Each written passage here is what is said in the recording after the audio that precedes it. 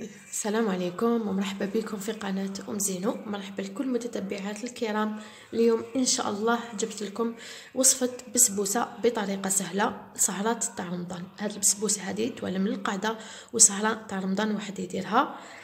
كما راكم تشوفوا هنايا عندي زوج حبيبات تاع البيض جبتهم من الثلاجة من قبل. عندي حوالي فنجال تاع السكر، هاوليك فنجال تاع السكر، وعندي نصف كاس تاع الزيت، وعندي نصف كاس تاع الحليب، وعندي كيس واحد تاع خميره الحلوى، وعندي مبشور الليمون يعني مبشور تاع القارص حوالي نص مغرفه صغيره ولا مغرفه صغيره، وعندي كاس تاع السميد رطب كامل، ونص كاس تاع الفرينه. تكيلو بالكاس اللي تكيلو به الزيت والحليب تكيلو به السميد والفرينه.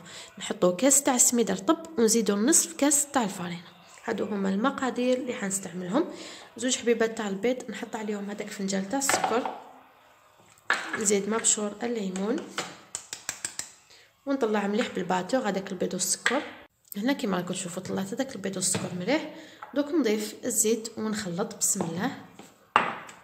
بعد ما ضفت هذاك الزيت نزيد نضيف الحليب بسم الله ونخلط. بعد ما كملت كامل نحي الباتور تاعي بسم الله.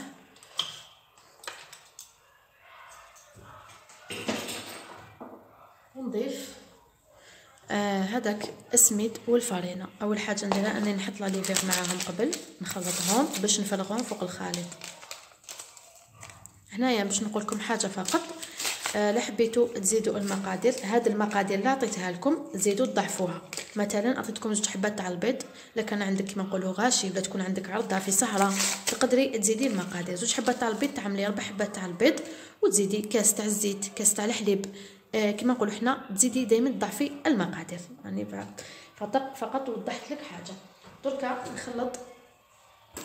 نخلط السميد والفرينه والخميره هكايا كما راكم تشوفوا، ونفرغهم مباشره فوق الخليط.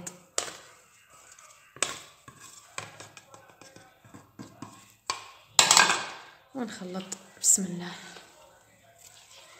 وهنايا كيما راكم تشوفوا دخلت مليح هذاك الخليط تاع السميد والفرينه هكذا بهذه الطريقه. دوك نجيب سنيوه ولا موش راني حابه فاش نديرهم ديمول صغار كيما حبيتو. كيما راكم تشوفوا فرغتهم في هاد لي مول الصغيرين كامل اليوم يتباعوا. عمرك كيما تحبي ديريهم في سنيوه كيما حبيتي. انا جاوني زوج كيما راكم تشوفوا لانهم صغار شويه هاد لي كيسات. ندخل البسبوسه تاعي طيب على نار 170 درجه، نحطها في وسط الفرن ماشي كيما نقولوا حنا ماشي لتحت ماشي الفوق، ونخليها تطلع مليح وتحمر لي. ومن بعد ان شاء الله نوريها لكم. ودوكا مباشره ندخلها طيب ونحضروا الشربات اللي حنسقيو بها البسبوسه. هنايا باش نحضروا السيغو تاعنا نحتاجوا كاس تاع السكر كيما راكم تشوفوا، ونزيدوا نحطوا زوج كيسان تاع الماء.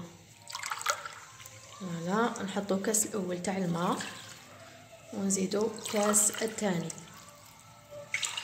كيما راكم تشوفوا، ونحطوا برش تاع القارص، برش تاع الليمون او برش تاع القارص. درك نحرك هذا السكر هنا في الماء ونحطه فوق النار يغلي حوالي 15 دقيقه، ونطفي عليه وغير تخرج البسبوسه تاعنا طيب وهي سخونه نسقيها بهذا السيرو.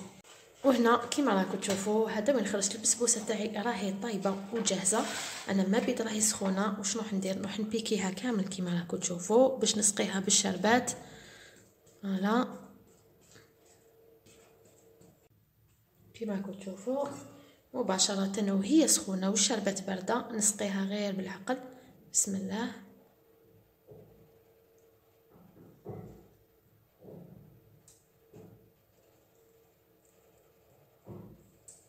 كيما راكم تشوفوا سقيتها مليح، نخليها تتشرب بردها وندير لها الزين تاعها. وهنايا في الاخير البنات كيما راكم تشوفوا بعد البسبوسه تاعي شربت مليح هذيك الشربات، انا زينتها بشويه كاوكاو كيما راكم تشوفوا مكسرات وشويه تاع جوز الهند. التزيين دائما نقول لكم يقعد اختياري. نقسم لكم باش تشوفوا البنات كيفاش تجينا البسبوسه تاعنا لداخل مشربه، تجي بسبوسه بزاف هايله. نتمنى ان شاء الله تجربوها. هايليك بزاف خفيفه وما تنشبعش. ان شاء الله ديروها وتقولوا لي رايكم فيها. توالم بزاف سهره تاع رمضان. الى عدد مقبل ان شاء الله مع وصفات اخرى، وسلام.